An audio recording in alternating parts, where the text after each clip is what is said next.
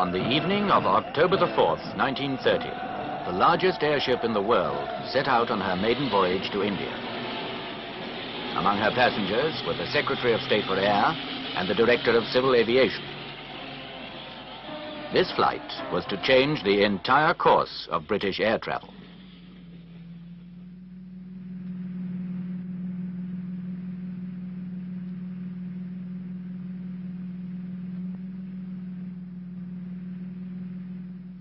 The R101 was descended from a long line of cumbersome but surprisingly successful lighter-than-air machines.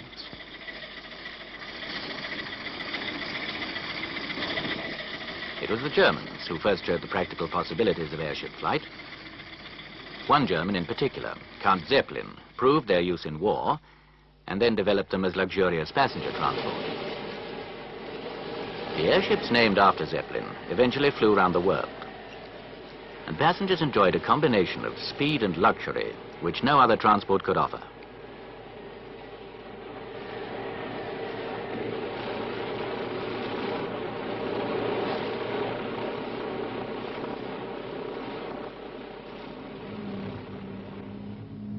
In an airship, you traveled at about 1,000 feet, enjoyed the freedom and variety of a cruise, yet made the journey in a fraction of the time a ship would take.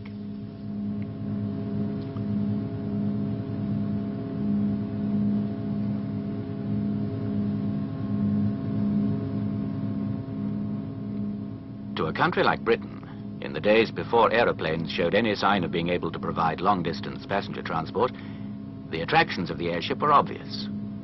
Australia in 10 days, India in 5, North America in only 2.5. The advantages in speed and comfort spoke for themselves. But Britain found there were disadvantages too. The first British airship, R1, R meaning rigid, broke in half as it left its hangar for the first time. Even a successful airship, like the R-33, only narrowly survived when she broke from her mast 14 years later. R-34, the first aircraft to fly the Atlantic both ways, crashed in Yorkshire. R-36 burst after only 97 hours in the air. In 1921, the R-38 broke up over the Humber and caused the death of many of the experienced airship men in the country.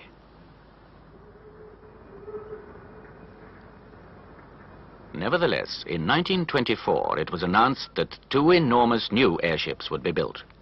The R101, to be built by the state, and the R100, to be built by private enterprise.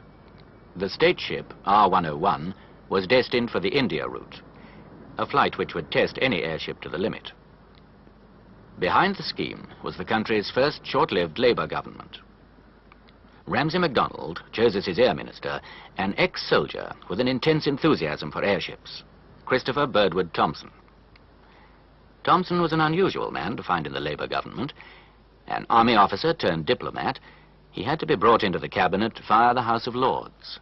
And looking back on my dear old brother, I think he was passionate. Once he had taken up the cause, he was a man who was of such integrity that if he formed an opinion that something was right, he would go all out to get it put through.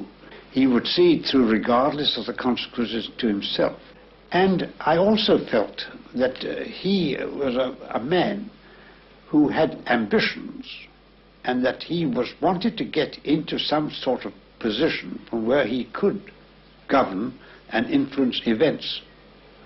And he thought that the best way to do it at that time was to turn what we call Labour. The style was very striking, very British, very much of a soldier, but if one had to date him, like one would, for instance, very often it happens to me to think, here's a man who looks like a 16th century man. Well, he would have looked like a knight of the 13th century. He was so nice that you just couldn't believe what you heard when he wasn't there. One of the people you like when he's there and don't like when he's not. But he was very impressive, a very, very impressive person. He divided his life into work and wine and women, you see. The two were kept very sharply apart. And as I often said to him, you know, you are getting quite an expert in leading the double life with the single mind. And he said, well, that's the way to live, boy. That's the way to live, you know. The man closest to Thomson in his public life was his principal private secretary, Sir Christopher Bullock.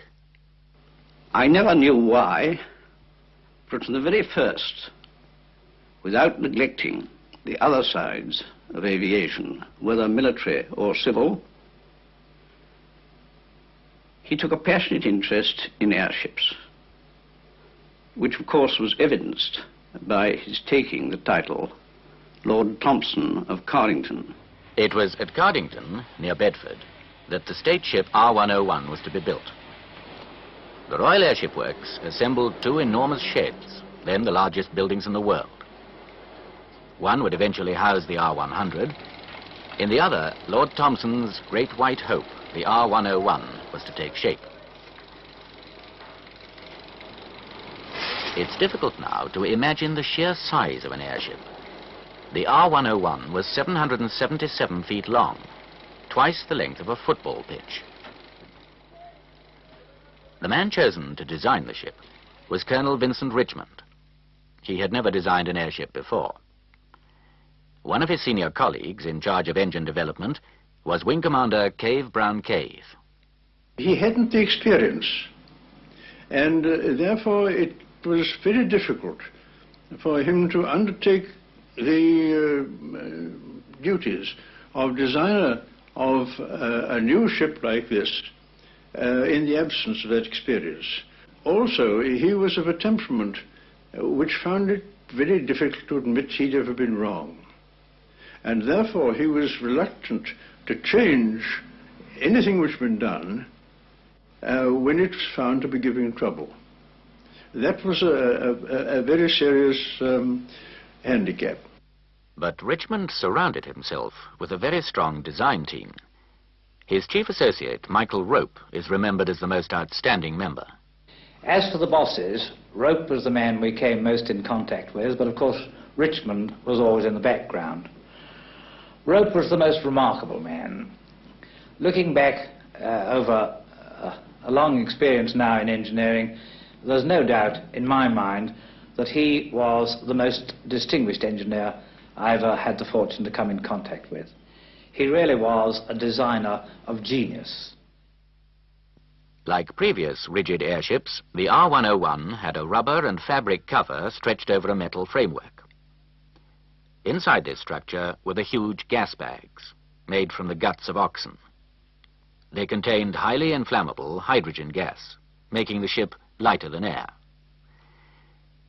The rings making up this framework were one of the most controversial features of the R101. For the first time, they were made of stainless steel, prefabricated, and without any cross-bracing, like wheels without spokes. To keep the gas bags from rubbing against the rings, Michael Rope designed a complex system of wire nets to hold them in place. Passenger accommodation in airships was enclosed inside the main envelope. Although the R101 was full of ingenious but untried novelties, she was expected to be a commercial success, able to fly to India carrying as many as 100 passengers. Lavish accommodation was provided, including a smoking room, previously unheard of in an airship containing so much hydrogen. Airship engines could produce a speed of about 70 miles an hour. To lessen the high risk of fire, the R101 was fitted with diesel rather than the conventional petrol engines, but they were to prove unreliable and heavier than expected. In fact, the whole design aimed to combine both technical innovation and commercial success. The two aims were hard to reconcile. You had a passenger lounge the size of a tennis court, and you had double berth cabins for 100 passengers. Great weight, which might have been enormously reduced if people had admitted that the real problem was to get the ship to fly that difficult stage at all. The building of this socialist project began under a Tory government. 3 years were spent in detailed planning, and assembly finally started in 1927.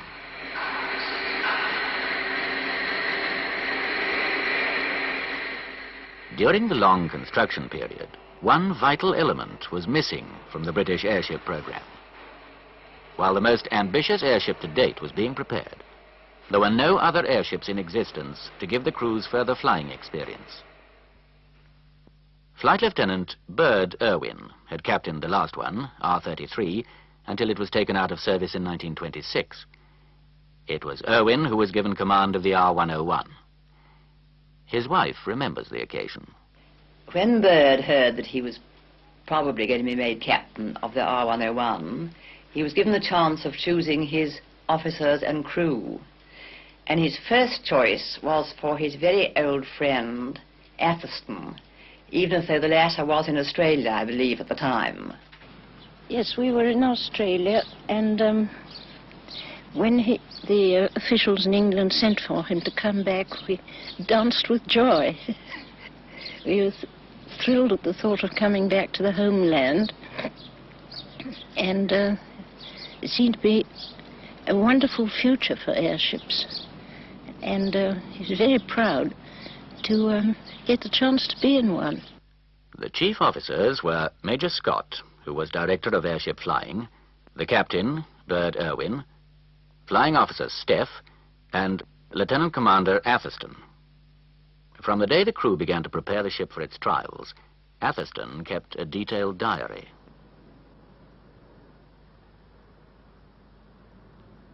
It would be rather more helpful if the opinions and recommendations of ship's officers were given rather more consideration. Saturday and Sunday overtime is now being done on the ship in a sort of frantic endeavor to get her ready to do her first trial about the beginning of October. It appears there is a very special reason for this panic, which is probably no more than an effort to provide a joyride for MPs before Christmas. Bird and his crew were really a very happy family with complete confidence in each other, but there was a horrible rift or gap between them, the flying personnel, and the administrative side. The general election of 1929 brought back the Labour government, and with it Lord Thomson, who returned to office with a flourish. He announced that the maiden flight to India would be a prestige voyage, with himself on board. Before the end of the year, he hoped to demonstrate in the most internationally public way possible the grandeur and supremacy of the airship. That supremacy, however, was not immediately apparent. When the airship was first airborne in the shed, we were disappointed at the lack of lift, which was less than what we expected. At Vickers Works in Yorkshire, the R100 was also nearly complete. And although she cost far less than the R101 and attracted much less publicity, she looked like being a formidable rival. Cardington had suffered embarrassing setbacks. Press criticism was severe. But on October the 12th, 1929, the R101 was brought out of her hangar and taken to the mast. The Times reported, R101, much criticized state airship, was launched yesterday at dawn with perfect success. It was indeed a happy augury for the future. 2 days later, on October the 14th, she passed over London on her first flight. Wednesday, October the 16th. I'm more than ever impressed with the feel of the ship, and she is behaving like a ship and doing the things I would expect a ship on the water to do. She feels confident, strong, and alive. But less than a month later, the diary entries change. Sunday, November the 3rd.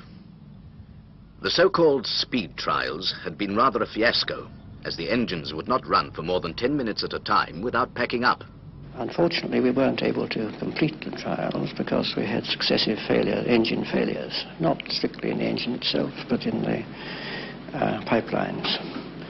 And I had the odd experience of coming home to Cardington with only one engine functioning.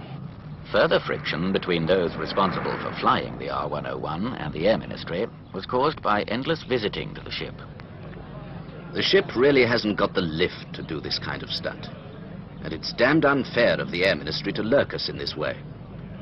The ship has not finished her trials, has not got her certificate of airworthiness, and has not got enough lift to cart 12 tons of humans about with any degree of safety. It's only a cheap and vulgar form of eyewash at the best. And it doesn't say much for the brains up at the air house if this is the only way they can think of for getting parliamentary support for airships. It was clear after only 7 trials that the airship was not fit to fly to India, and that alterations would have to be made before any attempt was possible. Thomson was persuaded to postpone the maiden flight for nearly a year. 2 major alterations were agreed, both aimed at giving the ship greater lift. They were the insertion of a complete new section and new gas bag into the middle of the ship, and the letting out of Michael Rope's intricate wiring system so that the bags could hold more gas. However, the Hendon Air Pageant was due to take place in June 1930, and Thomson insisted that the R101 should be shown off there. So the most drastic alteration, the insertion of the new section, was not authorized until after the pageant.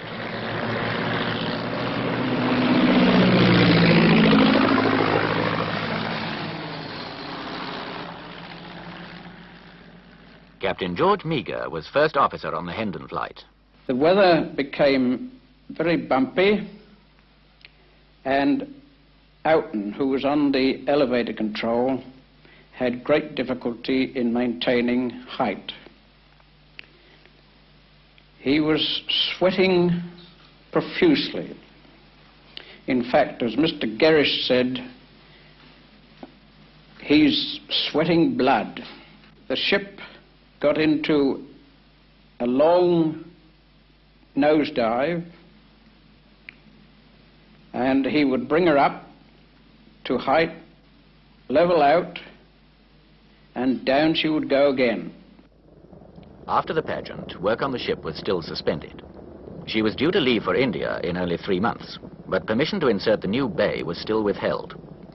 The Air Ministry didn't want the R101 grounded until the R100 had safely left on her maiden flight to Canada. In this curious limbo, the flying officers had time to point out further defects. The gas bags had suffered as a result of the wiring being let out. They were now peppered with thousands of small holes caused by chafing against the main structure. And in fact, I know that memos were sent in and reports by Byrd, which I don't think, starting through the proper channels, ever were noticed properly. And there were some very serious troubles which really caused the ship not to be airworthy, which Byrd had sent in a report which I myself saw.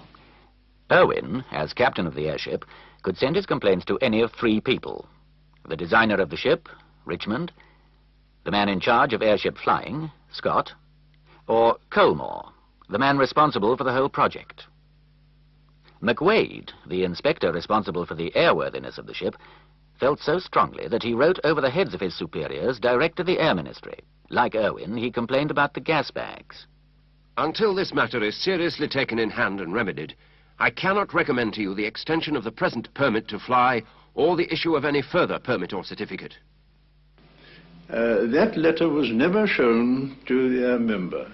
It was discussed between the Director of Aircraft Inspection and Director of Airship Development, and they came to the conclusion that the proper method was to pad the structure where there was contact and damage was taking place.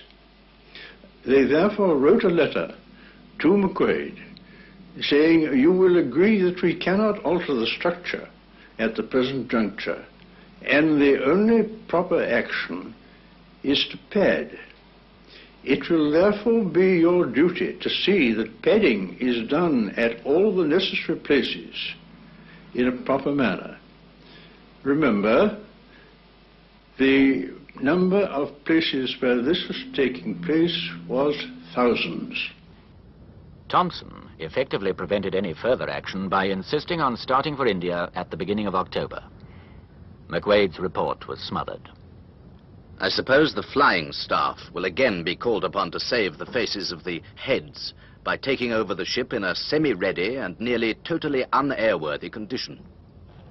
In direct contrast to the crisis surrounding the R101, the R100 was ready to fly to Canada as planned.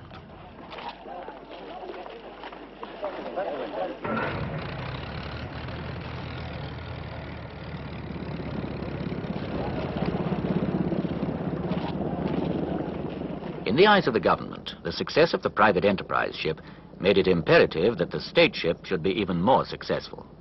But the R101 had to go back to her shed for the insertion of the new bay, and that was a seriously suspect operation.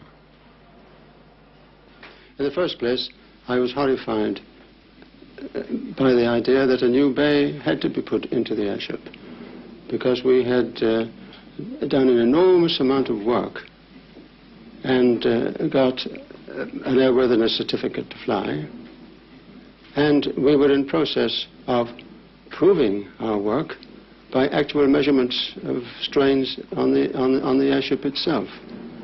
The insertion of a new bay upset that work entirely, and it entailed an enormous amount of extra calculation in order to obtain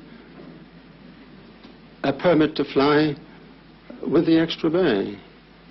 And there was heavy pressure on the staff in order to make the necessary calculations required by the Airworthiness Authority in order to give that permit.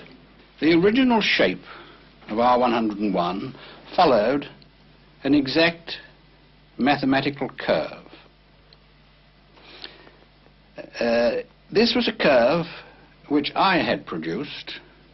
It made a very beautiful shape, and the insertion of a new bay meant that this particular shape was spoiled.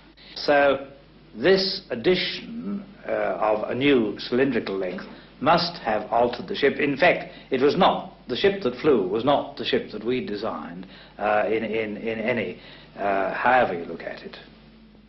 Lord Thomson had declared his firm intention of flying to India at the beginning of October, so that he could be back in time to attend the Imperial Conference on October the 20th. But did he understand the gravity of that decision? He told me a great deal about what was being done to alter the R101, and I put forward a cautious feeler to say that really, unless the engine was going to be altered too, greater engine power was going to be introduced, and also if his idea of putting an extra bay in was going to be carried out, I thought myself that it would upset all the mechanical strains in the ship, and therefore it would be highly dangerous in case of any complications. He flared up. He lost his temper for the first time with me in all my life. He said, "But you don't know anything about it." I said, "I quite agree. I don't know anything about it, but I do feel that there's a certain amount of common sense in what I'm saying. You can't go on enlarging and overloading any vehicle without upsetting something in the way of the original mechanical transport." And I said, "Another thing is that I feel so desperately anxious that you will not put everybody that you knows the job into the ship when you do have to start. I quite realize you've got to start. October the 5th is the last date on which the journey out and back can be possible in view of your commitment to the Prime Minister. But please, do not put all your eggs into one basket." The insertion of the new bay was completed on September the 30th, and 2 days later, on October the 2nd, the much modified R101 flew on the only trial there was time for. The failure of one engine made a test at full speed impossible, and with only 2 days to go before the flight to India, the basic minimum trial of 48 hours had to be reduced, first to 24 hours, eventually to a mere 17. This responsibility fell on Wing Commander Colmore, the Director of Airship Development. When it was decided to cut down the only trial which was to take place before the ship left for India, I went to Colmore and said I thought it was absolutely wrong that the ship should leave with so little trial. My husband knew full well that if he didn't meet the Air Ministry deadline, there would be no money and no future for airships. One must consider his long service training and that he would have considered himself under orders to his superiors. I am quite sure that had he been free to make the decision himself, R101 would never have left on October the 4th. Wing Commander Colmore had three alternatives: to approach his service chief, the newly appointed Air Vice Marshal Dowding, or his civil chief, Sir Sefton Branker, or to go direct to Lord Thomson. He chose Thomson. If the experts at Carrington had made it perfectly clear to him that to order the R101 on its voyage to start at that date in the circumstances then existing was to take a really serious risk, I do not believe he would have dreamt of overriding them. He was not, in the main, an unreasonable man. My husband came back from this private meeting with Lord Thomson and Reynolds, a very broken and despondent man.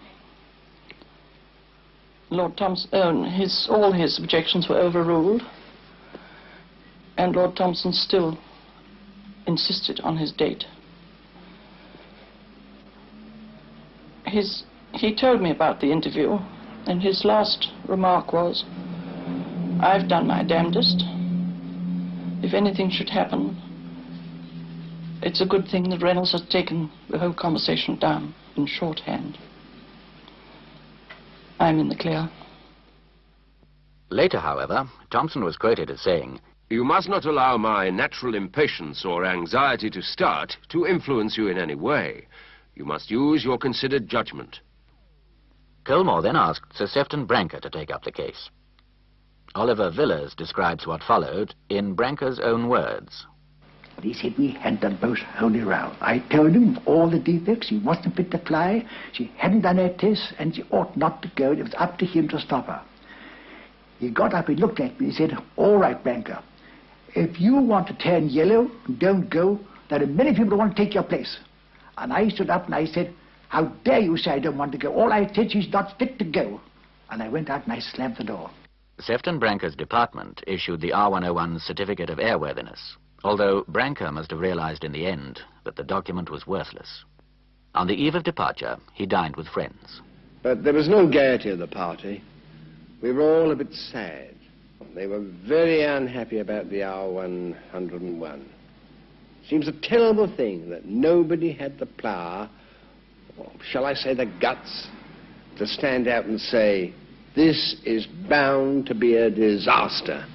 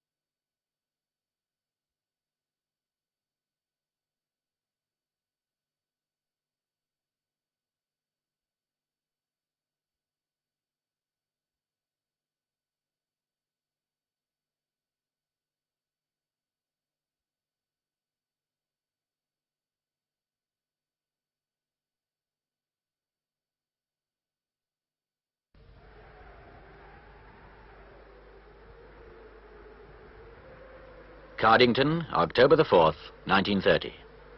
The R101 was due to leave for India at 6 in the evening, cross the Channel at Hastings, and fly south to the Mediterranean.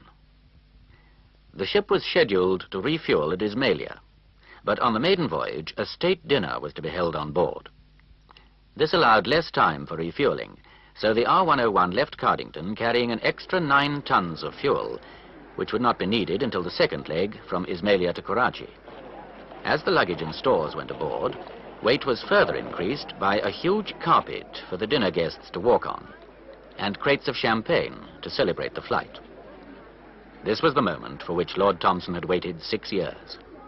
It was the climax of a costly government program on which Thomson's career and the future of airships depended. The minister looked confident, but during the previous evening, he had found time to make his will.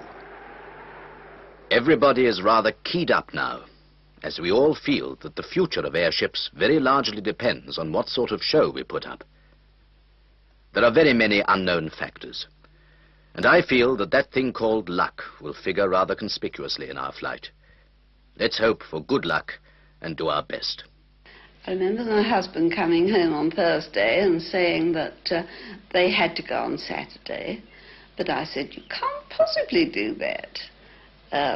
Your clothes aren't ready, and surely the ship isn't ready, since you've only been out on one trial, which was on the day previous, of course. And he said, oh, well, Thomson has said so, and that means that we have to go. And so they were really working day and night to get the ship ready to leave. And I said, well, your clothes aren't ready. I had no medal ribbons, particularly the OBE. I had the greatest difficulty in getting that. But however, I sat up most of the night and it was all ready on the day for them to go. He tried to tell me what I should do if anything happened, if the ship went.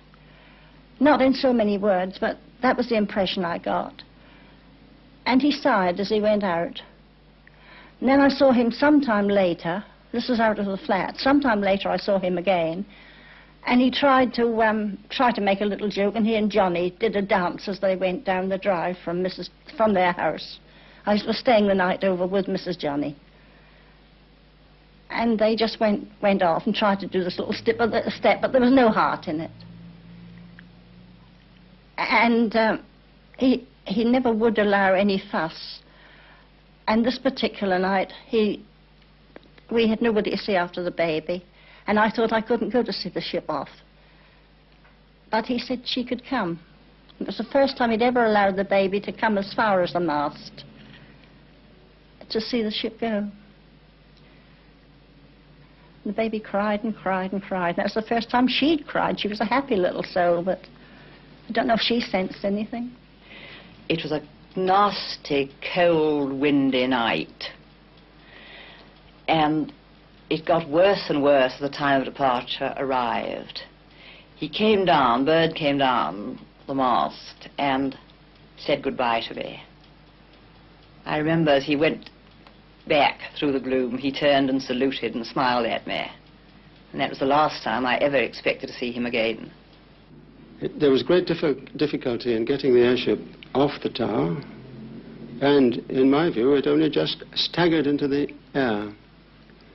And I wondered how it would get on, because it was raining, and I knew that the outer cover would take on a large amount of extra weight. I went to bed that night feeling very unhappy about the whole thing.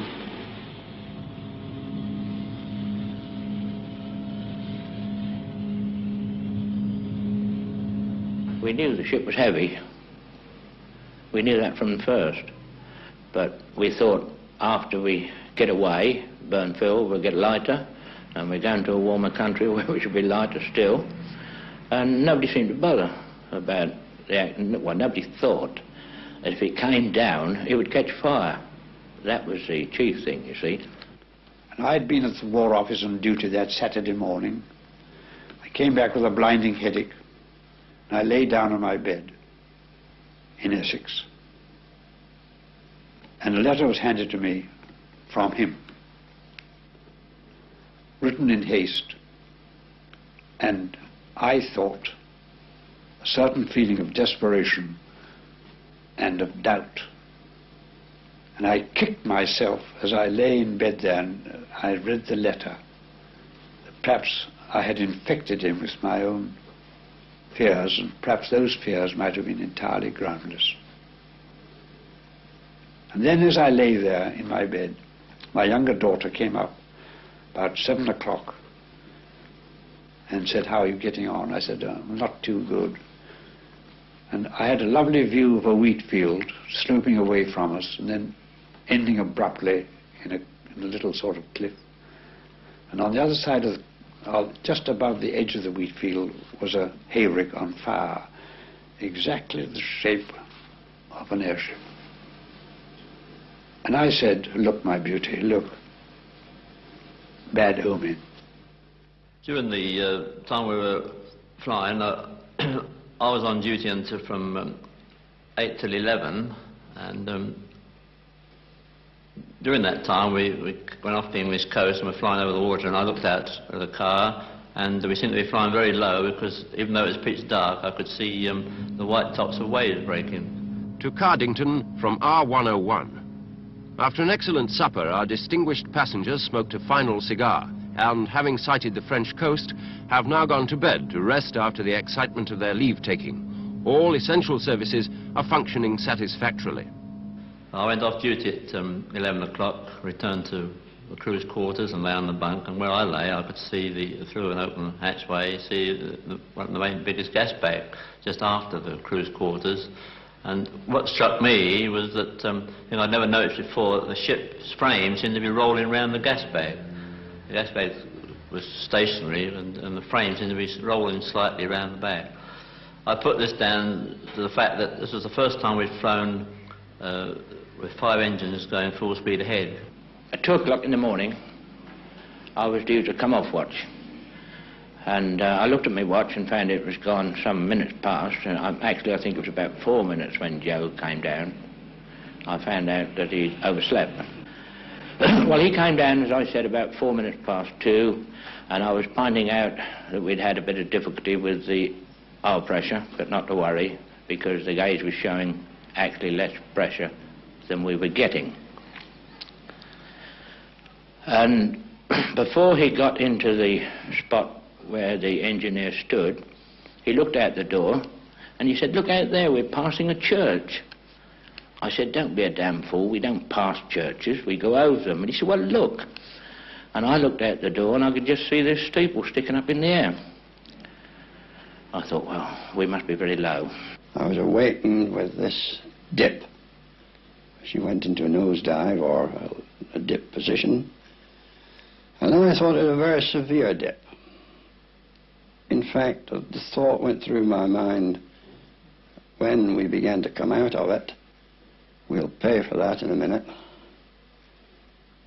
It wasn't many seconds after that. I thought she got to a level keel and climbed a little. When the first dive happened, I was sitting in the smoke room, having just done a round of the engines to see that everything was fairly satisfactory, and everything went sliding across the floor. The chief coxswain, Hunt, came through to me. He came from the direction of a smoke room or forward of my position, which might mean anything. Could have come from the control car, smoke room, forward corridor. He could have come from anywhere. And as he came past me, he shouted quite loudly, "We're down, lads."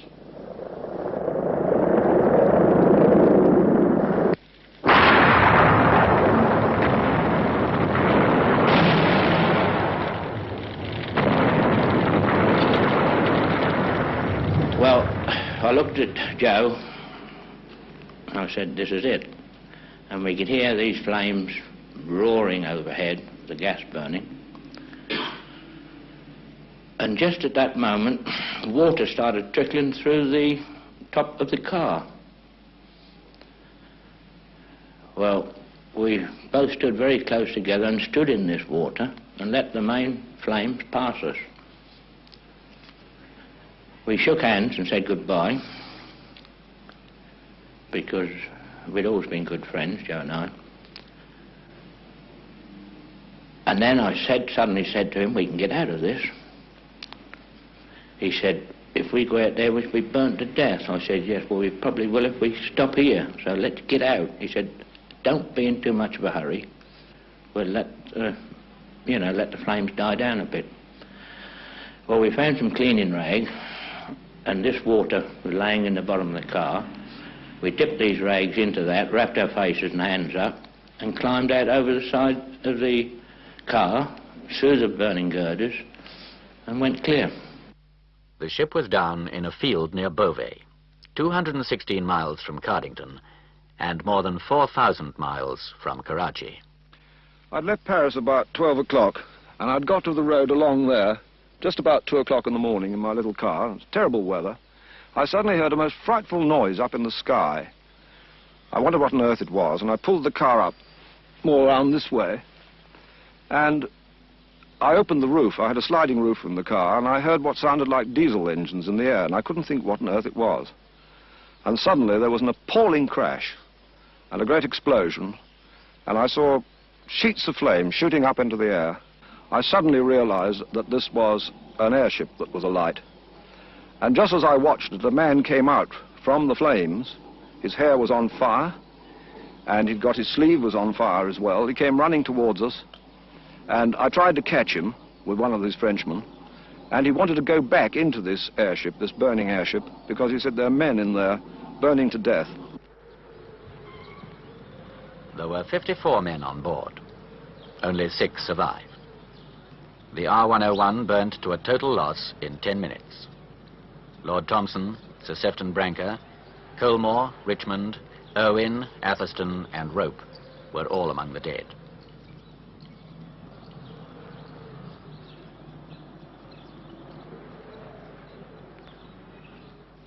Went through, and there was a whole crowd of people in the bedroom. And she said to me, Vi, you must be brave. And I said, the ship. She said, yes. I said, are they all killed? She said, I think so. So my father got through to the Air Ministry to verify it, and they said they hadn't got any names, but there were just a few survivors. And so for a little while one had slight hope. I was in a daze. I never expected to see a bird again, and I was in fact sitting by the telephone. It didn't ring because Mouldy and his wife, Mouldy Booth and his wife, came along and tapped on one of the side windows of the house, so I should be told. But I was waiting there, and it was no surprise because we had said goodbye.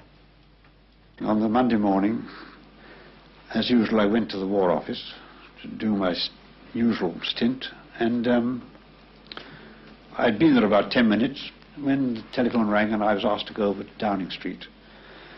And I went, and there I met Ramsay MacDonald. As it turned out, for the last time. And he was absolutely shaken to the core by what had happened.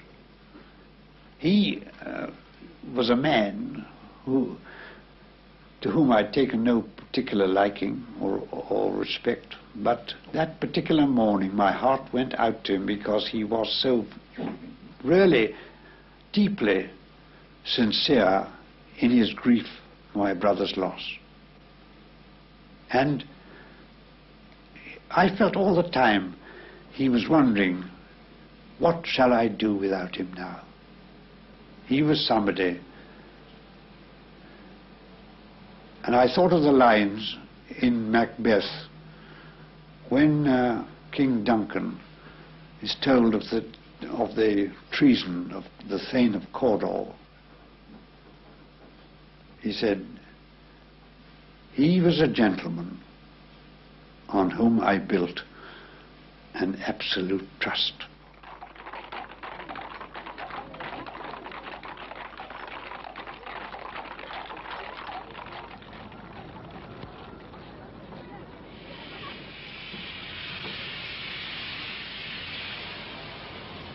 The bodies of the dead were brought from Beauvais to lie in state in Westminster Hall.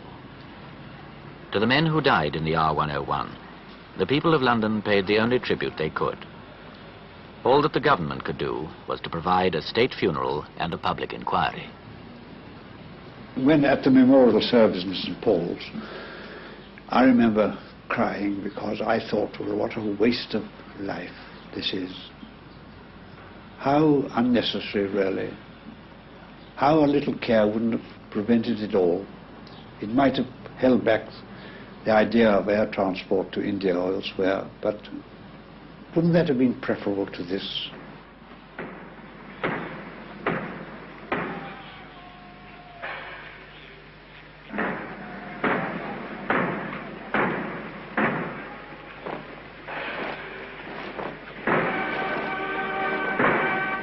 And you sometimes wonder why, as I used to say to the troops just before we die, whether we would see life as a huge jigsaw puzzle in which one piece was missing. That piece was going to be put in when you passed over. In that jigsaw you would see why you did this, why you went there, why you said that, why you wrote this. And in the serenity then that comes just before death to most of us, then I thought of those wonderful lines of Edmund Waller. The seas are quiet when the winds give all. So calm are we when passions are no more. For then we see how vain it was to boast of fleeting things, so certain to be lost.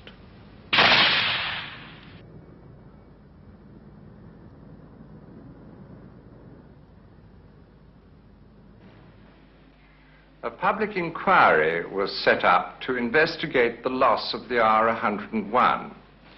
It was headed by Sir John, later Viscount Simon. It sat for 13 days and heard 42 witnesses, some of whom you've seen tonight, although it included none of the widows. The inquiry was very detailed and thorough, but it was found impossible to determine the exact cause of the crash. The only men who might have known the answer were the officers of the ship, and they were all dead. The court found that the disaster was probably caused by a substantial loss of gas in very bumpy weather. The court also had the power to make recommendations relating to the preservation of life and the avoidance of similar accidents. But on this subject, the report only said that it was for others to decide whether any more airships should be built. This was rather odd, as the court uncovered some extraordinary circumstances.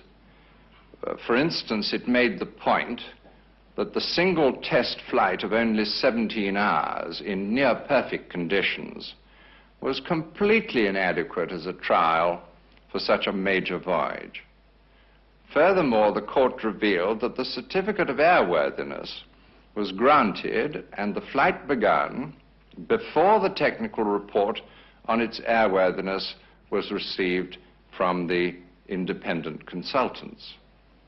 These consultants were in fact still writing that report when the ship crashed. Finally, the inquiry stated that the R101 would not have started for India on the evening of October the 4th if it had not been that reasons of public policy were considered as making it highly desirable for her to do so if she could. That significant sentence has been the subject of controversy to this day. The successful ship, the R100, was hacked to pieces. Britain abandoned her airship policy altogether. At Cardington, the mooring tower has been dismantled and the buildings around it are derelict. But it's still an RAF station, and the sheds still stand, like two enormous coffins.